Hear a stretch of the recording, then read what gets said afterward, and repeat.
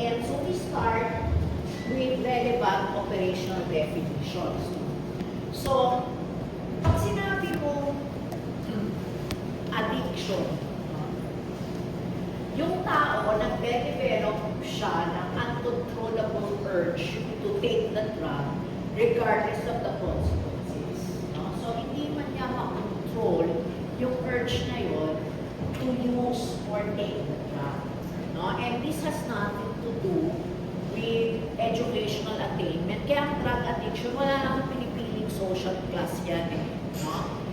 Ang titignan natin mamaya, yung meron siya, no, na na-addict siya kasi ang sinasabi sa literature, kung kukunin mo yung global population, konti lang talaga yung na-addict. No? So, ang sinusuri ngayon ng mga experts natin sa field is what makes a person vulnerable to addiction. No? Kasi lahat naman tayo, stress, kanya-kanyang problema, no? So, minsan nakakatigil ng alcohol, pero hindi naman lahat ay nagsasakap sa addiction. So, yun ang sinusuri natin. So, that is addiction, no? Nagkakaroon ng uncontrollable urge yung individual to take the drug. Kaya, ang addiction, di ba, is strongly correlated with criminal behavior. Okay, dahil halimbawa, you run out of resources to buy the drug, then you resort to some form of crime. No? Kaya yung iba nagiging drug mule. No? In exchange dun sa pag-deliver nila, binibigyan sila ng droga, no? And stuff like that. Now, dependence is often interchanged, but it's quite different. Although both of them occurs in the same individual because of repeated exposure to the drug. Ang dependence is this, no? Yung body mo, yung tissues mo, nasanay sa constant presence ng drug. No? So, nasanay yun. Later on, we will explore how they define or what's the description of what's going on in the body as dependence is developing. No? So, nagsasana yung cells mo, meron gano'n. And then, bigla mong tinigil. No? Bigla mong tinigil. So, pag tinigil mo yun, nagpapakita yung body ng mga untoward signs and symptoms na tinatawag natin withdrawal. No? So, halimbawa, tinigil mo yung gamot mo, naka-experience ka ng untoward signs and symptoms, which we call withdrawal. It means that you are dependent on the drug. Your body is dependent on the drug. Okay? And then, there is this question, is it possible to be dependent on a substance without being addicted? Yes. No? Kasi, ang body pwede mag-develop ng dependence kahit sa mainstream medication. You get my point? So, halimbawa, minsan, matagal ka nang umiinom ng anti-hypertensive mo, no? Tapos, biglang nahinto. Ang body mo pwede magpakita ng untoward signs and symptoms. No? So, pag-dependence, it can develop even if the substance is not addictive. Now, what makes a substance or a drug potentially addictive is this. No? Ito yan. Okay? Yung brain natin, kapag meron tayong positive reinforcement or na-experience na something that makes us happy, no? The biochemical explanation is that may tumataas. No? So, ito yung mesolimbic system natin, especially the VTA. No? Every time you have a positive experience, masaya ka kasi tumataas yung release ng dopamine dito sa areas na to. And that's how they explain that emotion. No? Ngayon, any substance that increases dopamine secretion from these areas, potentially addictive yun. No? So, halimbawa, bakit addictive ang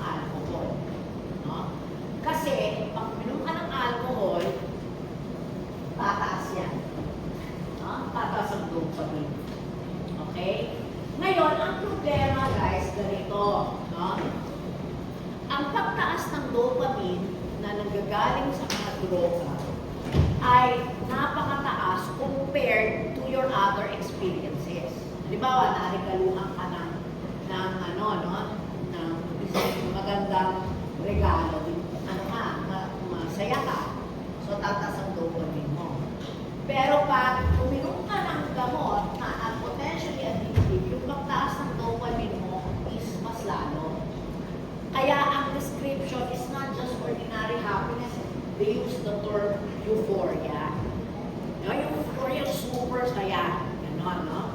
So ito yung nabuhog sa utak natin, no? So the book says your brain reward system, which is located here, becomes hijacked by the drug because of the tremendous elevation of dopamine brought about by these substances. So when you have such an elevation, that also triggers the urge. So dadating mga anak yung time na yun na lang yung hahanapin mo. Everything else falls flat. So hindi ka na napapasaya. Yung mga usual things na nagpapasaya sa'yo. And it's usually just the drug that you're looking for. No? So yun yung nabuhok sa brain mo. Kaya tinawag na yan na naha-hijack. Kasi di ba pag na-hijack, kahit saan na gusto ng hijacker o susunod yung piloto. No? Ganon din, no? Parang na-hijack yung brain mo. Kasi pag may urge na ganon, you will do anything to satisfy that urge. No? Nakaw ka, okay, mag-drug mule ka, or mag-hitman ka, kasi kailangan mo makuha yung droga para masatisfy mo yung intense craving. So, yun yung problema. Kaya, ang dependence, mga anak, pwede natin yan i-treat.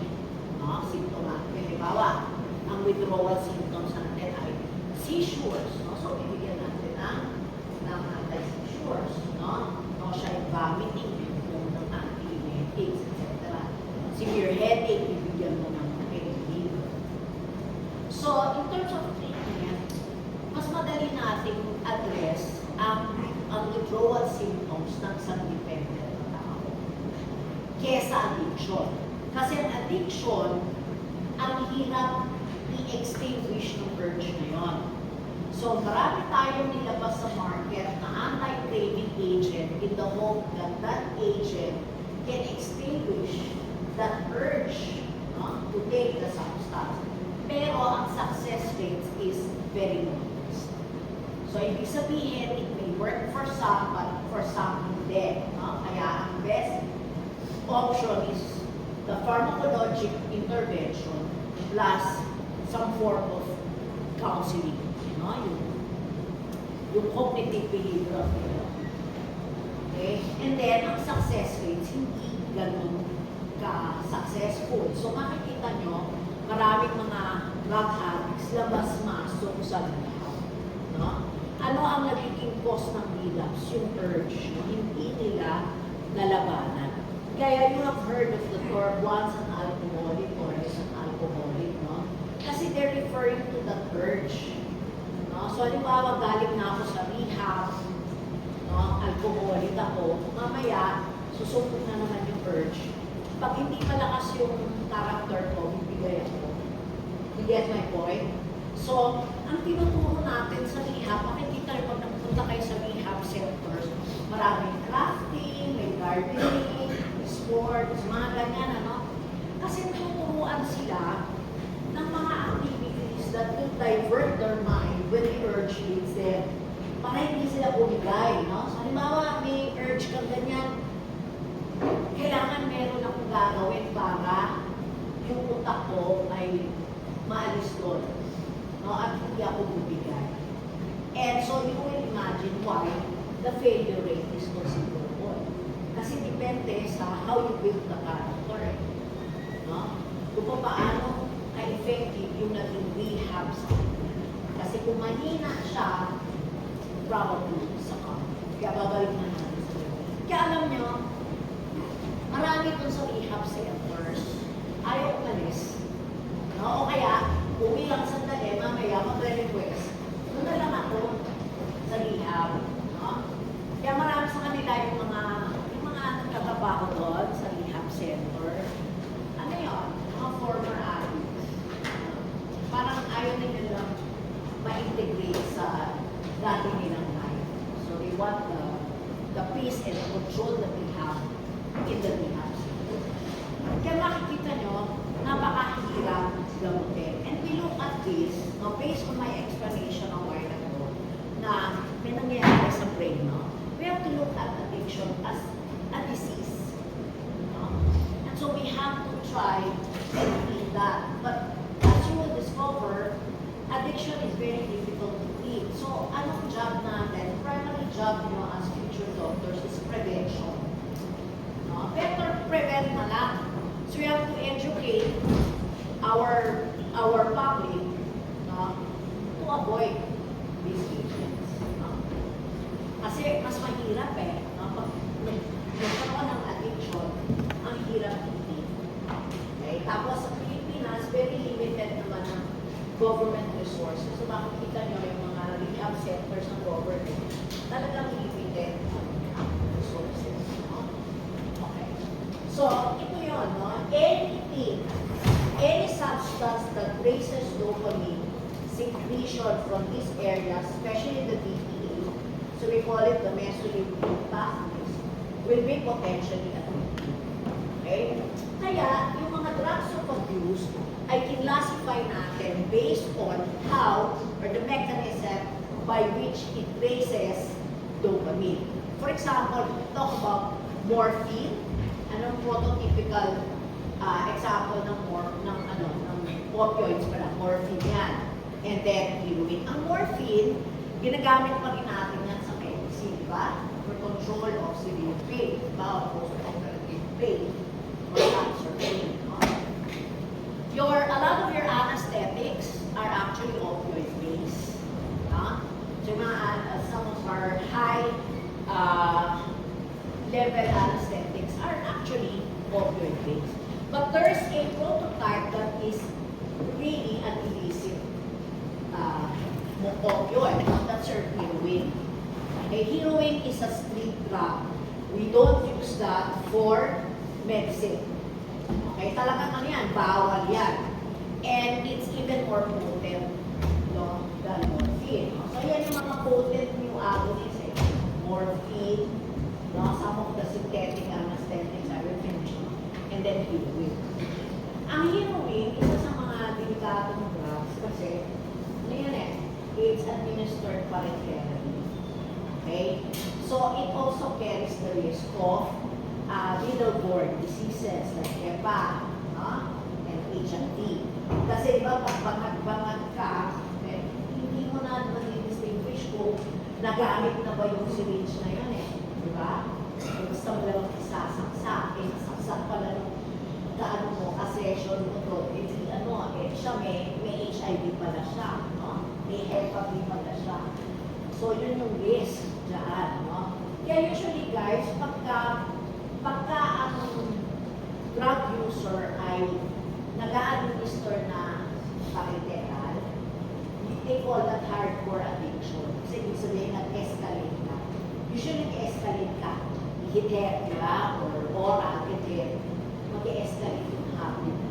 Magiging ka ng user ng parenteral drugs and worse, kukumbay mo. Kaya talagang ang stressful life is very high. Hardcore addiction. So, what's THC? THC is tetrahydroxycannabinoid. Yan guys, yung active ingredient ng cannabis or marijuana. And then, GHB is it's a easily dissolving odorless powder, gamma hydroxybutyric acid, that was used initially for medicine. They tried to introduce GHB as an anti-craving for alcohol. So, ginawang treatment yan for alcohol addiction. Kaya lang, ang problema sa GHB, guys, very narrow therapeutic index, as I will show you with while. So, ngayon, although it's still used in some accomplished as an anti-craving for alcohol, hindi na masyado. No? Kasi nakakatakot dahil narrow ang therapeutic index. So, ibig sabihin, lumagpas ka lang ng konti sa therapeutic dose, pwede na magkaroon ng dangerous adverse effect. No? So again, lumabas sa black market. So ginagamit ngayon as a date drug kasi hinahalin yan. No? Walang masyadong lasa yan eh. Slightly salty yan. So na-overpower yan yung lasa ng beverage. Kaya hindi mo usually madidistinguish na nilagay na pala sa drink mo. No? Kaya very popular date. Ngayon, yung pangalawang grupo, how do they act pala yung first group? Interspersed dun sa dopaminergic cells sa mesolimbic area, sa BPA, meron din another type of neuron, yung GABA interneurons. No? Anong trabaho niyan? Yung GABA interneurons, ang trabaho niyan, this regulates the activity of your dopaminergic cells. So pag masyado nang mataas, yung dopamine levels, masyado ng active dopaminergic cells, ito na yung mako-control. So, baba ka na. No? Bababa na yan. So, pag nag-fire ng GABA interneurons, may inhibit na dahan-dahan yung dopaminergic cells, so the dopamine levels begin to rise. Ngayon, halimbawa, nag-morphine ka, o nagsaksa ka ng heroin, o nabigyan ka ng GHB, no? I-inhibit na yung interneurons mo. So, hindi ngayon makaka-work yung GABA interneurons mo. So, ang dopaminergic cells mo ay walang nagpo-control. So, fire lang siya ng fire. So, pataas ng pataas yung iyong dopamine levels. You get it? Okay. That is in contrast with the second group. Halimbawa, ang second group madalian ang tandaan kasi usually, hinahalo yan, ano? Benzodiazepines, hinahalo natin sa alcohol, tapos usually pag umiinom ka, nasisigarilyo ka na rin. No? So, yung mga grupo na yan, benzos, nicotine, ethanol, alcohol, wala yung effect sa GABA interneurons. No? Ano ang effect nila? Meron silang specific receptors doon mismo sa dopaminergic cells. Halimbawa, yung nicotine, no, na nasa sigarilyo, it will bind to nicotinic receptors in the dopaminergic cells. And by binding, they directly activate dopamine. So, diretso yan, mag-activate. Hindi kagaya yung isa, inhibition ng GABA interneurons. Diba? Okay. You understand? Okay. The third group naman, if you remember nerve transmission ng catecholamines, no? Halimbawa, serotonin, dopamine, norepinephrine.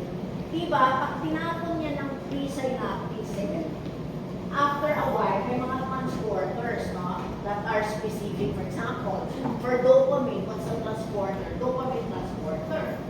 Serotonin transporters, and then you have the net or norepinephrine transporters, no?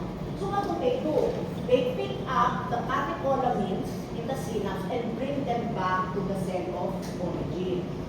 So, nililinis yung synapse, sinusauli, no, yung mga neurotransmitters pabalik sa presynaptic cell. So, halimbawa, eto kasi yung third, yun yung isa sa pinaka-nakakatakot kasi ito yung mga stimulants niya, mga uppers. No? Ang vitamins, nandiyan na yung shabunatan, di ba? Shabu is like 4 months cocaine daw at 4 months na vitamin. No? Cocaine, ecstasy. No? Ecstasy ay yung mahal. No? Yung tawag natin designer drug kasi napakamahal niya. No? So, anong ginagawa nila? If you take these agents, they inhibit the transporters. No? So that's how they raise dopamine. Kasi wala ngayon, diba, nag-cocaine ka, inhibited ang dopamine transporters mo. No? So they will stay and accumulate in the synapse. So tataas yan. Get my point? Eh, ang problema, marami itong effect dahil hindi lang naman dopamine transporters inhibit ng mga yan. No? Pati norepinephrine transporters, kaya very common yung cardiovascular complications, na heart attack, mag-arrhythmia, mag-uncontrolled hypertension, kasi mataas din yung RFP, kasi inhibited yung transporters. Tapos hyperthermic, no? Bahag ka ng taas ng temperature. Eh kasi si serotonin transporter inhibitor din. So makikita mo sa mga ganito, halo-halo yung effect, and this is brought about by elevation of your category. No? Ang MDMA nga, or ecstasy, no? Methylene dioxymethylamphetamine, MDMA, may preferential yan inhibition ng serotonin transporter. So nag-inhibit yan ng norepinephrine transporter, dopamine transporter, pero mas lalo transporter. So later on, we'll see what will be the effect of the drug. Okay? Now, what's tolerance? Tolerance is the gradual waning of the psychoactive effect of the drug. Case in point, uminom ka na for the first time alcohol. Mas supporting you. Alcohol is one of the most widely used, accessible sedative. So, you will feel euphoric kasi potentially addictive, nakakapagpataas ng dopamine yan. But it's a sedative, so nakakaantok. So, matutulog ka, you're also quite happy. So, ganda ng tulog mo. So, nag-decide ka ulitin. So, araw-araw mo ulitin, gabi-gabi. And dadating yung time na hindi na work yung isang bote. Parang gising ka pa rin. So what do? You escalate your dose, dalawang bote na tatlo. So you look at the chronic alcoholics, they can actually finish one crate scoop. Isang gano'n ng beer, gising pa. So ano yun? Tolerance. No? Bakit ayaw natin ng tolerance? Kasi you are increasing the dose of that alcohol. So ano magiging effect sa tissues mo? Sira yung liver, sira yung puso, nagkakaroon ng atherosclerosis over the place, no? So, especially when we're talking about psychoactive drugs, ang daming potential effect yan sa ibang tissues. Diba? Tandaan nyo, lahat ng medicines potentially toxic. That's why even mainstream medicine, we are instructed to teach our patients to stick to the dose. Because ayaw natin ma-expose yung mga tissues sa increasing levels ng substances. Kaya makikita nyo, ang daming sakit ng chronic alcohol. Diba? So marami pa yan explore. And they often, when they develop tolerance, they often up the dose. Yun yung tendency. Doblehin ko na yung dose kasi hindi lang kumakarapin sa akin.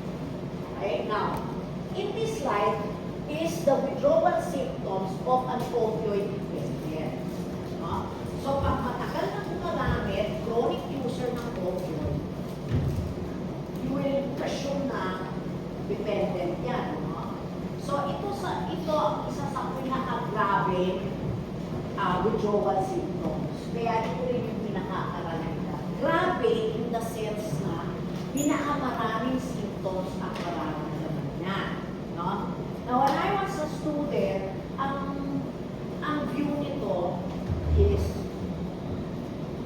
may mga times na hindi naman common, no? Pero may times na lalo na doon sa third stage, no? Pwede mamatay ito sa ano. Kaya na ngayon, in literatures, I was looking at it, no? They consider this as, hindi naman most of the time, non-life-threatening elements. Grabe pa daw dating na alcohol dependent. Kaya lang, if you look at the manifestation, especially in the late stage, it's possible, syempre, lalo na kung may cardiovascular problem yung pasyente, pwedeng mamatay. No? At saka grabe siya because madami yung mararamdaman. So they really feel bad. No? That's why it's better to confine them. And medyo delikado kasi pagka inalaw mo lang siya to withhold 30 ng isa. No? Kasi ang dami niyang nararamdaman. And in the uncommon circumstances, pwede pa siya mamatay. No?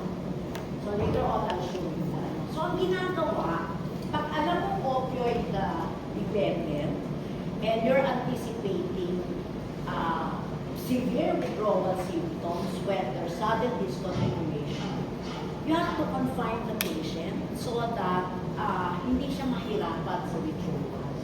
No? Kasi lahat yan pwedeng lumabas. No? So, ang ginagawa ganito, halimbawa, morphine yung inaalit niya. No? So, sa rehab or sa hospital, ang ginagawa nila, bibigyan ng morphine. No? Pero tinitaper dahan-dahan, hindi pwedeng putol agad. Kasi pag pinutol mo agad, lalabas yan. Ha? Kawawa yung pasyente. So, ang ginagawa nila, habang tinitaper nila yung dose ng morphine, nag-i-introduce sila ng isa pang synthetic opioid na tinatawag nating methadone. No? So, ang methadone is also an opioid. It's also a strong mu agonist, kamukha ng morphine. Pero ang difference niya, mga anak, ay ang methadone, mahaba ang half-life. No? So, ibig sabihin, ang duration of action ng methadone ay mahaba compared to morphine. Okay? So, dadating yung time na, di ba, pababa tayo ng pababa ng morphine, pataas naman ng pataas yung methadone mo. So, there will come a point na win out mo na yung morphine, so nasa methadone na siya. Wala siyang ma-experience ng withdrawal, di ba? Bakit? Kasi, pinalitan mo ng isa pang opioid. Tapos, since yung methadone, mahaba yung effect, mahaba yung duration of action because of the long half-life, it's easier now to reduce the dose. Mas suabe, no? Hindi grabe yung dating na withdrawal. Mas manageable. So the patient can go for longer and longer periods of time in between doses of methadone because mahaba yung effect. You get the ration natin, no? Kasi nga, kawawa pagka biglang stop lang yung morphine or yung morphine. So because ito yung isa sa mga worst na withdrawal, ang pinakasinuri nila yung ano ba nangyayari sa opioid dependent na tao. No? Ganito kasi yan. No? Una, pagka daw chronically exposed ka sa morphine, yung new opioid receptor, nabanggit na ito ni Dr. Ravelo, no? Siguro sa CNS. So may new opioid receptor, pagka new acting yung drug mo, lahat ng action ng opioid, minimediate ng receptor na. So, pag lagi kang merong opioid, ang body, sisirain, ma-internalize yung receptor. Nabanggit ko na to sa sa lecture ko last year, last sem, yung desensitization, di ba? Minsan lumulubog yung receptor sa loob ng cytoplasm. Tapos, pag lubog niyan, yung iba dyan sinisira ang lysosomes, no? So, nasisira. So, nababawasan yung number. And because of that, nababawasan din yung quality ng transmission along your new receptor. So, yung signal transduction daw, nababawasan. Siyempre, kasi bawas ang receptor mo eh. And then, nagpo-produce ka daw ng yung mga cells na isang protein. We call that the ZME response element binding protein. Anong relevance? Yung kasi yung substance that will inhibit the genes that code for the synthesis of new receptors. Tumataas yan. So, nangyayari sa synthesis ng opioid receptors, nare-reduce. No? Ngayon, ang body natin nag-a-adjust doon. No? Nagpa-prime siya. Okay? Especially yung sympathetic autonomic system. So, nagko-compensate dahil kumukonte yung new receptors nagiging more sensitive ngayon yung autonomic nervous system.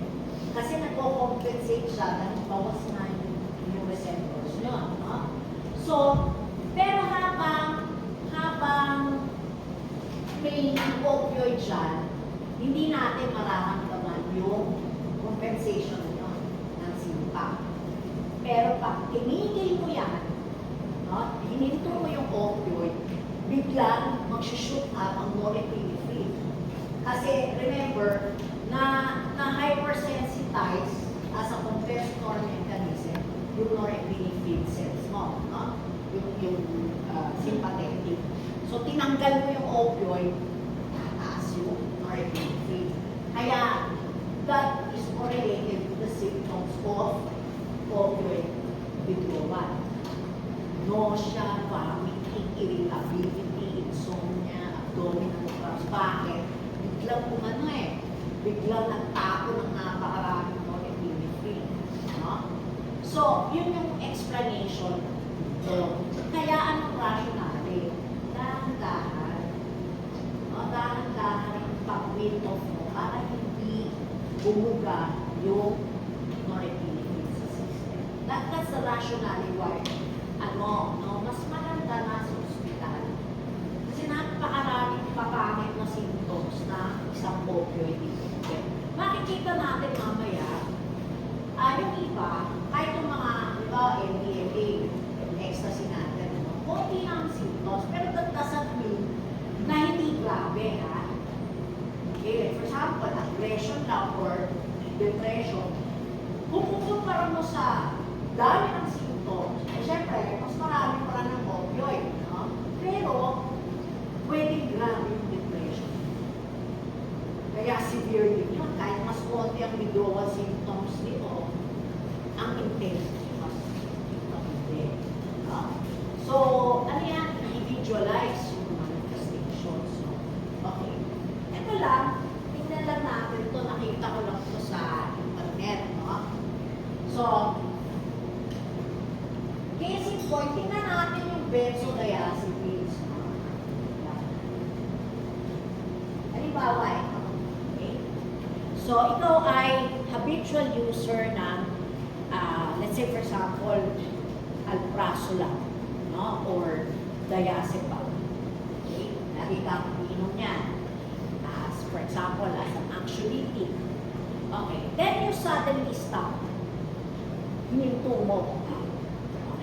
In 1 to 4 days daw, after your last dose, lalabas na yung symptoms ng withdrawal. Okay?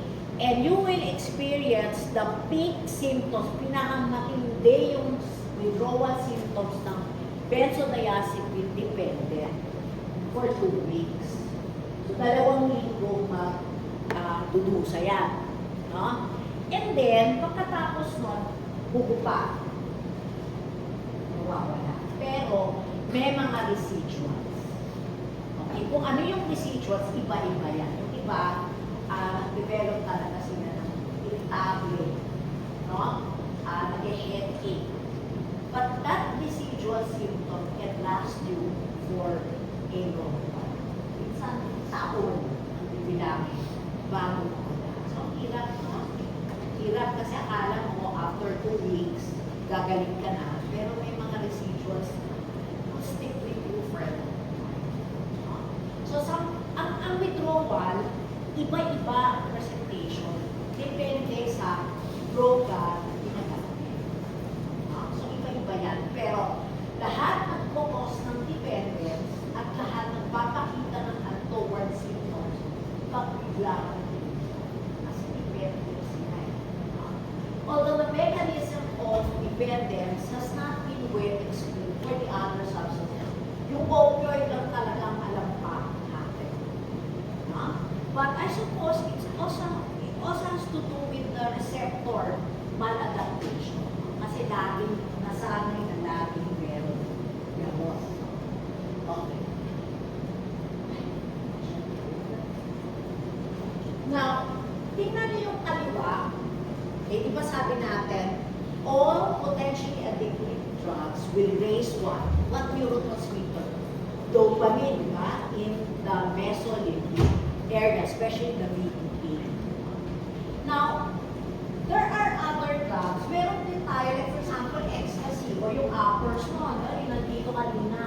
balance din, okay, ang kita kita. Tumataas din ang serotonin. May mga i-introduce akong drugs na inaabuso rin. Like, for example, have you heard of LSD? Lysergic acid. Ang lysergic acid, drugs of abuse din. Pero, hindi siya masyadong addictive. Bakit? Kasi, pag nag-LSD ka, anak, minimal lang ang rise ng dopamine. Ang nahirap sa LSD is ito, serotonin. Ha? Serotonin ang matinding tumaas. So, basically, these are hallucinogenic drugs. No? So, anong nangyayari pag mataas ang serotonin mo? Perceptual distortion. Sabi ko nga sa ibang klase, na siguro uso na rin sa generation nyo, bumabalik lang mga uso, yung tie-dye shirt. Diba? Yung mga, parang t-shirt na sinabugan ng ibang kulay na tie-dye shirt. Actually, nagsimula yun noong 60s, late 50s to 60s, yung hippie movement. No? Ang LSD kasi, anak, anesthetic na dati. Ginagamit sa anesthesia. Pero nga, sobrang effect nito sa serotonin. So nakita ng mga doktor, lalo na kung meron safer alternatives. No? Ayoko nang gamitin yan. Kasi, etong na-apektuhan. Because one of the things you will observe if you get hooked to hallucinogenics is psychosis. Okay? So, ang LSD, winidraw as anesthetic, no? And yet, unfortunately, lumabas sa black market, so ginamit na siyang leisure drug. No? At because it's a hallucinogenic, mataas yung serotonin mo, nag-iiba yung tingin mo sa mundo. No? So, nakikita mo ang daming explosion force. If you type psychedelic art in your gadgets, no? Lalabas yung mga paintings na distorted yung mga mukha. Di ba? Malaki mata, malaki yung baby niya. Tapos, may mga explosions of color. Kasi yun yung ano, no? So, na-appreciate yun ng mga artists at the time. Kaya lumabas yung psychedelic art, no? Yung ano, yung paborito yung smiley na kulay yun. Yung emoji, actually, simula yun eh. Part of the symbol of psychedelic. So, sabihin mo, ay doktora, yan na lang siguro kasi hindi mo nakakaali.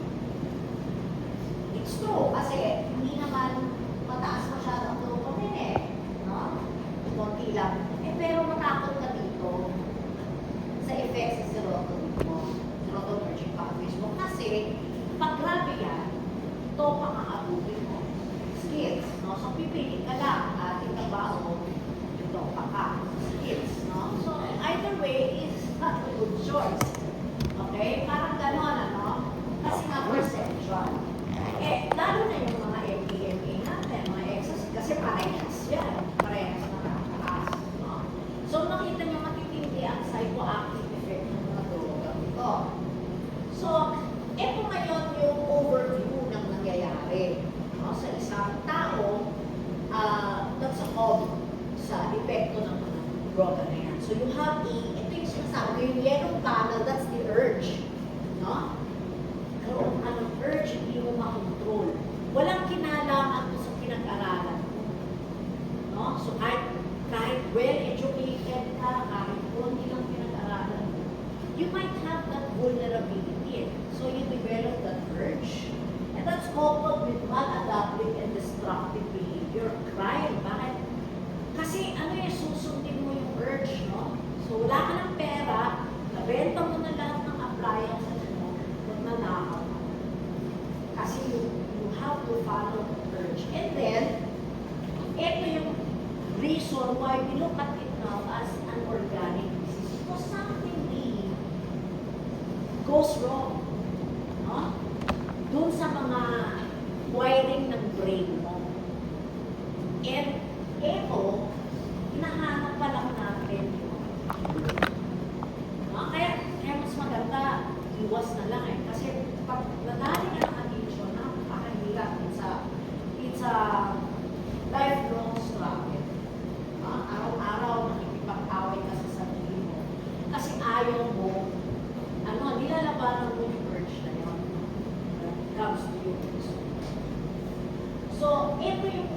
relapse, no? Bawa galing ka na sa rehab.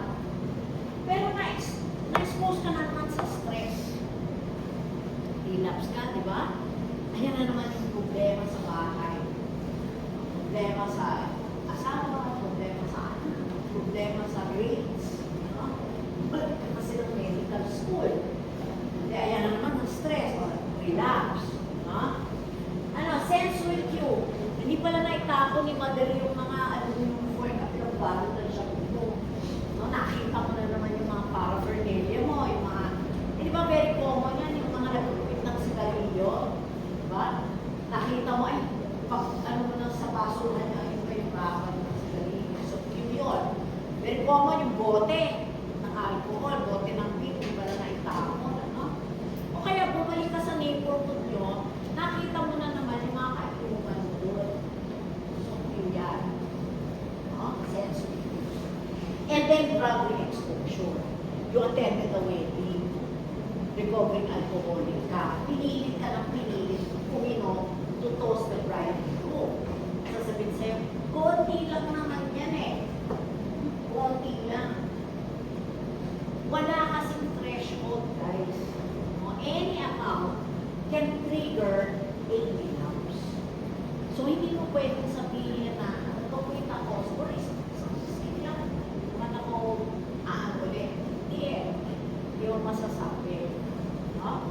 So, yan yung mga scenarios na mechanism of relapse. No? So, tinignan mo to, ang pinakamataas pala ay ng relapse ay alcohol at saka heroin. Pero, wala kasi sa slide na to yung nicotine. So, mamaya, meron kasing withdrawal symptoms that, for me, places nicotine as one of the highest relapse rates. No? So, hindi to comprehensive list na hanap ako ng update, wala pa. No? Okay. Then, what are the warning signs? So, you look at, yung halimbawa, meron kayong recovering addict, no? May mga babang kaya yun. Kasi ito yung mga clues na mga nag-relapse. Biglang nawawala. Tapos pag kinonfronta mo, magagalit. Diba? Wala! Lubi na lang ako sa Quiapo. Hindi pala lubi na yung pinunas. Ano? May mga ganyan, ano? Tapos yung very common yan, yung rationalization. Especially with drug exposure. I don't think half a shot of drug cause me to relapse. O dalawang ganun lang naman. O kaya may mga eto yung self-defeating attitude. Eh, ganyan na ako. No? Mahina kasi talaga ako. Umaya, mga ganyan. No? So, these are warning signs that we have to put him out of reintegration, bring him back to medical care. Kasi maraming ganyan, guys. So, pabalik-balik yun. So, imagine the burden, kasi hindi mura ang pagpalihap ka. Sa government facilities, overwhelmed yan. Hindi kaya. So, yung mga may konting resources, pupunta yan sa mga private institutions. And it's not a joke. No? The expense is the revenues. Okay? Now, ito yung issue ko kanina. Ano ba yung meron siya na na-addict yan? Eh, pare-pareho naman kami umiinom ng alcohol ang Christmas. Eh, bakit ito nalulog? Okay? So, environment easy to explain. Easy to explain. Eh, ang bahay pala niyan sa likod ng pabrika ng shampoo. Mga tinatapon na reject. O pangit yung pagkarap niya, nakatapon. Pulot ko lang. SMP. Okay? Yung personalities mo, pagka it seems that if you're highly anxious or impulsive, baka may greater problem. Ito yung tinakulat ko, no? Ito, 50% is probably genetic. Okay. Nakagulat, no? So the vulnerability due to addiction may be inherited. Naku, nanay, tatay ko pareho dulot sa nung pakaako rin. Hindi naman, kasi yung vulnerability lang, no? Kasi it's usually an interplay of multifactorial things, no?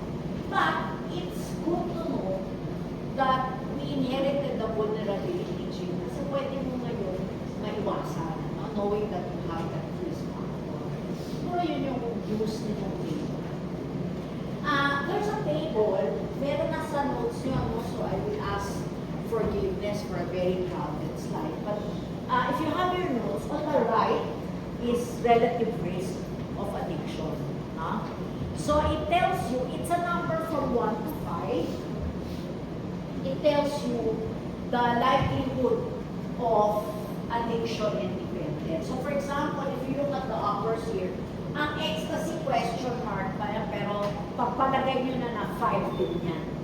No? Kasi matindi yan, matindi pa yan sa cocaine and amphetamine. So, in general, the drugs that bind or inhibit your transporters will usually have an RR5, which means to say that you can develop addiction and dependence in a short while, after only a few. Kasi very, now, let's look at nicotine. What's the RR of nicotine? It's 4, It's 4. So, medyo mataas pala kasi isang count lang below your hours, Diba? So, mataas. Ang cannabis, in some literature, yung THC na yan, nasa 3 lang yan, in some literatures, no? Dito sa consume question mark, pero nasa 3. Pero pag nahulihan ka ng cannabis, patulong ka sa bansa natin. Pero pag nahulihan ka ng Yossi, pakipag, sa yung police, hindi pa ng state. So, ang point ko doon is this, no? Kung i-regulate nyo yung marijuana, mas lalo nyo dapat i-regulate yung nicotine. Diba? So, paano natin i-regulate? Wala. Maglalagay ka lang ng picture ng DACA sa pakete. And that's it. They don't even ask the age, right? So you can actually bribe your younger sibling. Bili mo ang tindahan ng 5 stick ng Marlboro. Yung tindera naman, hindi naman hinihinga ng ID yung no? So, beer is the same thing. Bakit ganon? So, something hypocritical about it. Bakit ganon? Kasi ang laki ng tax na pumapasok sa gobyerno, diba? Ng mga niya. Kaya yun ang naiinis ako pagka nag-debate sila ng legalization of marijuana. No? Kasi later on, there are conditions that can be addressed by mainstream use of cannabis. Yung derivatives naman, we're talking about the derivatives. So maybe it's something that we need to explore more. Not that I'm advocating marijuana use, no, but I would advocate a strong regulation of all the other substances. Hindi tayo selective dapat. No? Hindi ko malaking tax na binabayaran yan very lax ang regulation. No? Okay. Now, ito yung non-addictive. No? Kaya, ang RR niyan 1 lang. So, ibig sabihin, pag RR of 1, hindi naman addictive kasi bakit? Konti lang ang elevation ng dopamine. Pero ang problema mo, anak, si Robo, kaya tingnan nyo, psychosis. So, yan yung hallucinogens nyo, yan yung mga dissociative anesthetics nyo, no? Ang LSD is a dissociative anesthetic na hindi na ginagamit for anesthetic. So, ano yan? Isip lang yan. No? So, ano ba yung flashbacks? O, sige, LSD ka ngayon. Nakita mo, ang ganda ng pusa namin, no? Makulay. Ganyan kasi perception distortion, no? So, 20 years after your last dose, mamali yung biglang may tumawid na ganyan. Patay na yung pusang yan, Bakit? Ang flashback tayo. Naka-flashbacks. Kasi perceptual, distortion. Pag severe yan, psychosis yan. No? Psychosis. So, yun yung downside. Okay? Alright. So, yun ang intro ko. Okay. Ngayon, madali na lang unawain yung iba. Halimbawa, ito, alam na natin ang mechanism ng mga yan. Diba? Alam na natin, first group yan. So, tingnan natin ang opioids.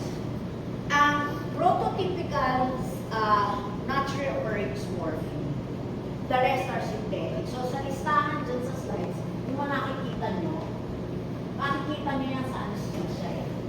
Ang anesthetics yan. Yan. Or, yung ginagamit sa OR, no? Kasi, bakit? Superior ang pain relief mo. Halimbawa, guys, kayo ay naoperahan. Ha? Tinanggalan ka ng gallbladder. Napagotomy ka. Tapos, sa recovery room, pag pain reliever mo para sa etamol, ito babayaran yung physiologist. Ako, opera, bibigyan mo ng PYJ, C500. Okay. So, for severe pain, maganda mo opioids. No? Maganda talaga siya. Kaya ang morphine, ginagamit pa rin yan for certain indications for pain management. No? Kasi, yung morphine sa ibang anesthetics, nandito, yung agonist niya, even if it's a kappa or delta, supraspinal and spinal analgesics. So, they inhibit pain mediated to the spinal cord and importantly, the CNS. Kaya importante yan for severe pain kasi the more severe the pain is, the more anxious the patient is. No? And the more anxious the patient is, the more painful the sensation. So, parang magkamag-anak ang anxiety at pain. Kaya maganda to. Kasi they also have an anxiolytic effect. Umakalma. Okay? So, that's part of the mechanism why they are very good pain relievers. However, we really have to pay close watch. Kung naka-morphine drip yung post-op patients nyo, ang sasabihin sa nyo, Doktora, pakibantayan yung RR.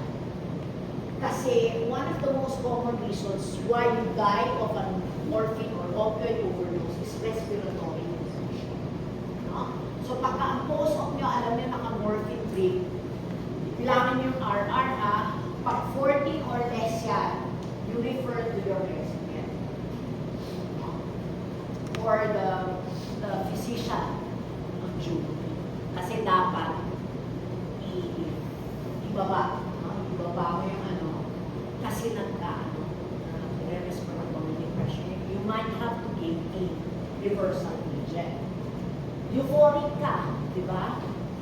Pag naka-morphine ka, euphoric ka kasi tumataas yung dopamine. Now, it's a sedative. So, yung mga nasa taas, and a little bit dun sa baba, yung first two groups, usually sedatives yan. Di ba? Yung pangatlong group, yung opposite, yung mga stimulants. Okay. Now, those on opioid use can go without bowel movement for days and days. Constipating kasi yan eh. And then, ano yan? It's a cough suppressant. Kaya yung gamot natin sa diarrhea, loperamide, for the loperamide, no? That's an opioid derivative. Pero safe na siya kasi wala naman yung addictive potential. No? Okay, wala naman siguro sa inyong na-addict sa loperamide. Wala naman. Okay.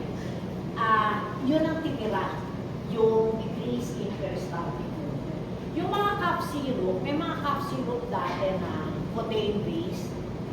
Di ba, winidraw sa market, ang pinalitan ng dextromethorphan, mga gano'n, no? Kasi nga, pinudurog yung dati, lalo mga bata, yung mga cough syrup. Codeine. Codeine is an opioid. Okay. What can you say? Halimbawa, heroin overdose yan. No? Lahat ng opioid overdose, tingnan mo yung previous pinpoint, myotic maliit. That will give you a una opioid. No? Kung heroin yan, ano pang addition tools? So, mabagal ang RR. Diba? So, yun ang dapat i-address mo kasi pag hindi mo ni-reverse yung mamamatay si pasyente. No? Tingnan mo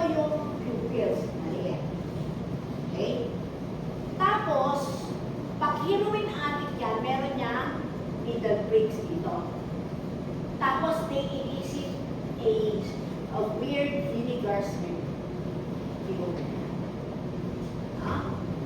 So, yan yung papantayan natin sa overdose. Mamaya, ituturo ko sa inyo ano yung pwede natin ibigay. Okay. So, alam na natin yung mechanism na dopamine induction. Ito yung sinasabi ko. Pag tinignan nyo to sa baba, pwedeng mag-tachycardia, hypertension, uncommon ang seizures pero pwedeng mangyari.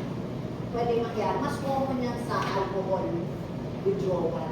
Pero makikita nyo kung bakit napakapangit ng feeling. So in a few situations, pwede makapangit. Hindi usual, pero pwede, lalo na kung may underlying cardiovascular disease na. Okay. Kaya maganda to ay in hospital. Lalo na kung alam natin, based on history, na matagal gumagamit ng opioid-based substance. Okay. So, balik tayo kung sa nag-overdose. No? Ang unang dapat ma-reverse dyan, guys, is the respiratory depression. And the fast-acting, life-saving drug is naloxone. So, we only give naloxone is a very strong new blocker or new antagonist. So, you need a very strong fast-acting mu antagonist to reverse the respiratory depression. Otherwise, mamamatay sa pasyente. No? Okay. Pero binibigay lang natin yan pagka-overdose. No? At may respiratory depression. Kung halimbawa in rehab, you wanna win out your patient off your opioid, hindi naman nag-overdose. It's not an emergency. You don't give naloxone. Because if you give naloxone, kasi fast-acting mu blocker yan, you simulate the situation na biglang maputol yung supply. Di ba? Para mo na rin biglang hininto yung ginagamit ng opioid. So, anong pwede mangyari? Withdrawal. Nag-impose ka ng withdrawal kasi nagbigay ka ng naloxone. Hindi naman nag-overdose si pasyente. Wala namang respiratory infection. So, in situations where you want to wean off the patient who is an opioid user and not in an emergency, these are the three things, the three medications that you may employ. So, the trick there is to gradually lower the dose of the primary opioid being abused, replacing them gradually with any of these three agents, the most common of which is methadone. And then, saka mo gradually decrease yung methadone. Okay? So, yun ha. Pagka-overdose, naloxone lang. Pwede yung iba, masyadong mabagal yung iba. Pag-rehab, walang naloxone. Any of the three. Okay, then we go to cannabinoids. No? So, sa baba ng slide there, makikita mo ang dami mga iba pang chemicals. So, a lot of this is the reason why maraming potential medicinal use. Like for example, one of the primary uses of medical marijuana is for terminally ill patients who do not have appetite. Ang bawa may terminal cancer ka, hindi ka na makakain. Ano? So, binuboost niyan yung appetite. So, it doesn't prolong life, but it can improve the quality of life. Kasi lumalakas siya dahil nakakakain siya. No? So, meron din mga anecdotal articles that show that certain derivatives of marijuana have been used for even children with intractable seizures. No? Yung talagang wala nang tumalab na anti-seizure. May mga ginamitan ng marijuana din. But meanwhile, the debate is still ongoing because hindi natin maaalis, may dependence and addiction potential. Okay? And that's what we're afraid of. Okay. Yung ito, mga marijuana derivatives yan. May tried to use that for extinguishing the urge for nicotine or alcohol. But if you ask, anong success rate? Ano eh? Hit and miss. So wala kasing anti-craving agent na 100% effective eh. Lahat trial and error yan eh. So hindi siya masyadong ano. But these are some of the synthetic preparations of marijuana. Tingnan nyo yung withdrawal. Eto lang. No? So compared to sa dami naman ng symptom ng opioid dependent, mas manageable to. So in the usual cases, hindi kinakailangan ng hospitalization. Maliban na lang kung grabe yung insomnia siguro, o grabe yung cramps. No? Kasi ang intensity ng presentation will also depend on the individual. But in terms of the number of symptoms that they may feel, ang marijuana dependent may have lesser to suffer from compared to opioid. Okay, somebody offers you a drink, you don't detect it, no? It's a sedative drug, nakatulog ka, no? Hindi mo alam. Hindi mo alam, no, na ikaw pala ay nabigyan ng something free. No? So, this was used again as an anti-craving for alcohol. But ang naging issue ito, sa baba. Kaya hindi na siya masyadong ginagamit. Meron pa rin, pero I was surprised, it's still listed in our textbook. But knowing the background, I probably will not also prescribe that for my recovery. Kasi ito. Sa right side, that's the leisurely dose of 1 to 3 grams. No? So ayan, euphoria, sedative. Why is it ideal? Makatulog ka, no? Malalim ang tulog mo, pero pag-gising mo, ang recollection mo patchy because merong memory loss. So halimbawa, pinagtangkaan ka, no? Ninakawang ka while you were asleep. Pag nag-report ka sa pulisya the next day, patchy, hindi mo ma-recall. No? Wala kang masyadong data. That's the effect of that. That's why it's an ideal program. No? And always remember, guys, no? Please, for your own safety na rin, please do not mix agents with sedative potential. Diba? Very dangerous yung meron ka ng alcohol, lalagyan mo ng sedative yun. Anong usually nilalagay? Valium, di ba? Diazepam. Lagi yung synergistic or addictive. So, baka hindi ka na mag-isip yung point natin. Kasi, mga sedatives, pag pinaghalo-halo ko yan, lagi yan kagaya nito. Mas malalim ang sedation mo kasi usually, pinahalo yan sa alcohol. So, yan, synergistic pala. So, ano yan? Mas profound ang sedation. Now, look at this side of the screen. Sumobra ka lang ng 1 gramo sa nilagay mo sa drink mo, you can suffer from all of these. You can go into convulsions, coma, respiratory collapse. So you can die of this. That's why sabi ng mga I don't want to use that on my patient. Baka mapakarami kasi yung hindi naman. Okay? So, bakit gano'n? Bakit nagkakaganito? At low dose, ang unang naapektuhan, yung GABA interneurons. Mas sensitive kasi yan sa GHB. Pero konting tumaas lang, the reason why you have all of these symptoms already on the left side is because at a slight increment, it may also already destroy your dopaminergic cells. So, konting taas lang, baka pati dopaminergic cells mo ay ma-inhibit if not masira. That's why you have all of those dangerous symptoms. Okay. So, I mentioned LSD already. That's part of this because the mechanism by which LSD elevates dopamine somewhat is similar to the rest. Except that they don't do so very much. No? Same mechanism, but hindi masyadong mataas. That's why you worry more of the serotonergic effect is rather than dopaminergic emotion. The second group, again, nicotine. Agree kayo? Addiction risk is highest. Bakit? Accessible eh. Diba? Kahit sa pagpunta, may nakikita ng VOC. Now, it has its own specific receptor in the dopaminergic cells. That's the nicotinic acetylcholinergic receptor.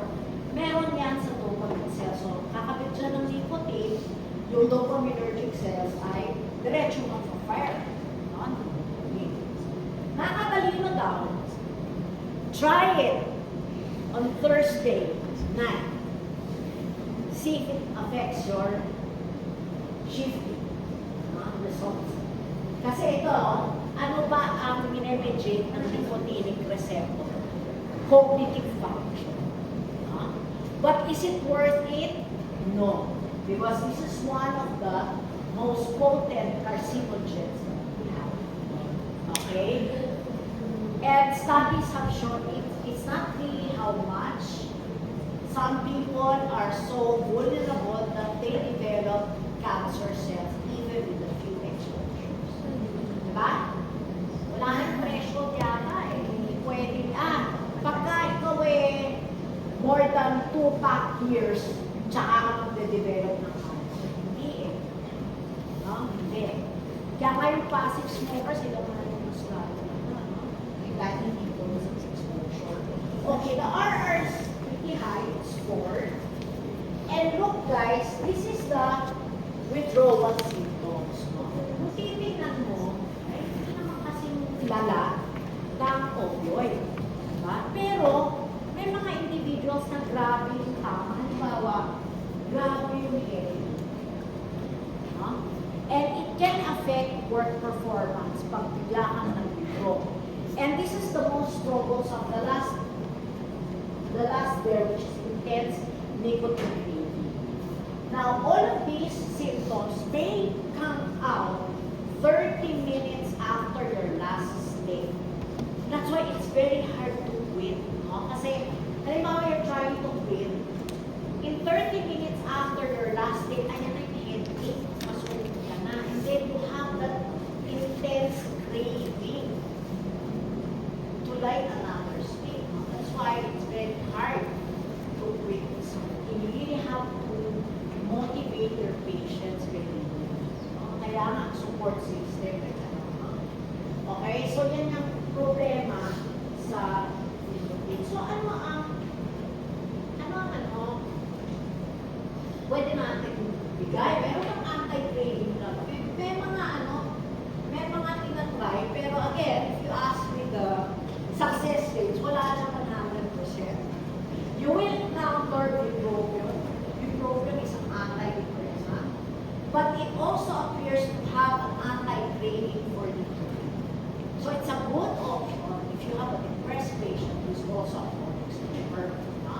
So encounter natin more about bupropion sa antidepressants. Then you have drugs like cysteine or Remicade.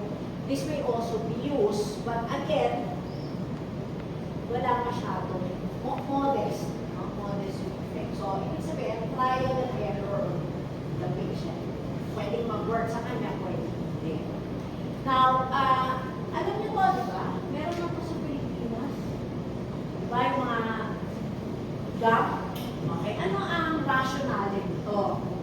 O, ipapalit mo ang nicotine gum o patch. May patch siya sa smoking. Ang rationale nito, parehas ng metodo kanina. Kasi ang nicotine sa sigarilyo, guys, maiksi lang ang duration of action. Maiksi lang ang half-life. So, yung mga nasa patch, yung mga nasa gum, mahahaba. So, ganun din ang rationale. Yung overlap mo yan hanggang sa ma-win off mo na siya sa sigarilyo, walang masyadong withdrawal, di ba? Kasi may nicotine ka pa rin from the gum. But since mahaba ang half-life, mahabang duration of action nito, mas madali ngayon siya unti-unting i-off. Mas swabe. hopefully that can address the intense craving that they feel from stopping smoking. Okay. Then you have your benzo. The benzodiazepines, i-lecture din sa inyo ito, no? May lecture din tayo specific dito. Pero dito, ang context is as an abuse drug. It's the foremost sedative hypnotic that is prescribed. Dati kasi, ang kalaban niya barbiturates. May encounter niya ang barbiturates siguro sa topic na anti-epileptics. Hindi na yan masyadong kinocover sa sedative hypnotics kasi hindi usually tayo nagbibigay na ng barbiturates for sedation or assistive kasi meron na ito. Anong difference na?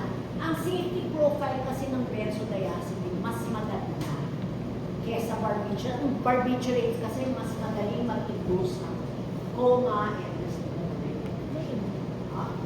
so kaya ito na usually ang nire-reseta. However, tatandaan natin, meron din niyang addictive and dependent factor. Kaya, maingat kita. Although, hindi siya masyadong mataas, hindi karan siya RR. But still, you can develop this phase. Ito ang unique sa benzo. Parang mas pangit din ang ang dami rin. Pero, syempre, if you compare it with opioid, mas konti ang symptoms. Kaya lang, anak, yung intensity, pwedeng grabe, depende sa pasyente. At ang isang peculiar about benzodiazepine dependent persons is that when they're withdrawing, they can manifest with phono and photophobia. Ayaw niya ng maliwanag, ayaw ng maingay. So usually, kukulong yan sa madilim at tahimik na lugar. Kasi yung light exposure or noise can trigger all the other regions. Patak siya, suka. So yan yung benzodiazepine withdrawal. Now, they will begin to resolve within 2 weeks, but as I mentioned, there usually are residual symptoms that can last for another 5 months. Okay. Now, ito yung alcohol. Ang alcohol ay isang widely used sedative hypnotic. Bakit? Ang dali. Hindi ka naman hinihinga ng reseta. Pag-uli ka ng beer. Ito nga sa bansa natin, hindi naman din hinihinga niya para beer. Diba? Lalo na kung sa sari-sari store, bibili. Pwede mo utusan din yung kapatid mo. Okay. Ngayon, anong kinetics ng alcohol? Ang alcohol or ethanol, it rapidly is absorbed. Mabilis ang absorption from the GI. Lalo na kung wala kang kinain. Diba? Pagka uminom ka, walang laman sikmura mo, mamaya, mararamdaman mo na yung effect, no? And then when it hits the bloodstream, it rapidly is distributed throughout. Makalat yan, including the blood-brain barrier. So sabi nga, CNS levels also rise very fast. Kasi lipid soluble to eh. So walang problema pag enter ng brain, diba? So kaya, delikado, no? Pagka, iinom kayo, make sure may laman sa mura para medyo suwabe yung absorption, biglaan ang effect. Now, ladies, please take note that for the same amount of alcohol you buy, your bioavailability is higher. Ibig sabihin, anak, kahit parehas lang kayo ng lalaki, the same amount, nag-isa kayo bote ng beer, no? Mas maraming papasok sa dugo mo as alcohol. Kasi sa lalaki, mas maraming na first pass, na may metabolize dito pa lang sa bibig. And that has something to do with our gender difference. With difference tayo in terms of the way we metabolize alcohol, no? Same with Caucasians versus Asians. Mas vulnerable ang Asians. No? Again, because of our differences, no? Sa the way we metabolize, and I'll explain that later. Now, generally, it's hepatic, right? Ang atay, yung bahala. Pero 10% ay name-metabolize sa alveolus. Kanya ito yung basis ng alcohol breath test. Kaya alam mo rin na nakainom yung kasama mo kasi naaamoy mo siya. Naaamoy mo yung metabolite na nare-release ng exhalation. But 90% is handled by the liver and it's zero order. Ano nga uli anak pag zero order? Ang atay mo, kaya lang hanggang ganito. Ganito lang capacity niya. No? Pinagigantay. So pag marami kang ininom in that period of time, wala na, no? Hindi mag-a-adjust yung metabolic rate. Hanggang ganun lang siya. Hindi kagaya ng first order. Pag first order, pag lumaki, lumalaki din yung percentage na metabolize. May zero order to. Kaya mag-accumulate talaga yan with increased dose. So the bioavailability of alcohol increases as you overwhelm the capacity of the liver to metabolize. That's zero order, so you really are more prone to the effects. Now, there